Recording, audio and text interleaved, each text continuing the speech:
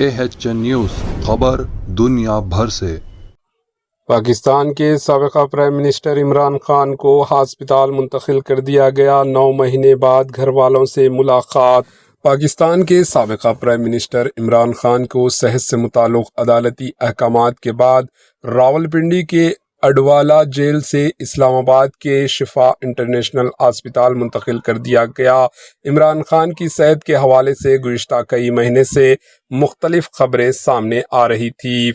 پاکستان کی supreme court نے عمران خان کو مناسب علاج فراہم کرنے کے لیے جیل سے ہسپتال منتقل کرنے کی ہدایت دی تھی۔ عدالت نے اہل خانہ کو ہفتے میں 1 مرتبہ ملاقات اور فون پر روزانہ ربط کی بھی اجازت دی تھی۔ عدالتی احکامات کے بعد 4 شمبے کو عمران خان کی اہلیہ بشرا بی بی اور ان کی بہن نورین نازی نے اڈیالہ جیل میں ان سے ملاقات کی۔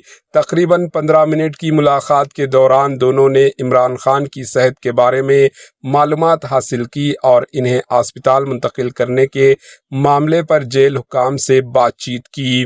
خاندانی ذرائع کے مطابق تقریباً 9 مہینے بعد گھر والوں کی عمران خان سے یہ پہلی ملاقات تھی۔ اس کے بعد انہیں علاج کے لیے شفا انٹرنیشنل ہسپتال منتقل کر دیا گیا۔ Bureau report AHN news.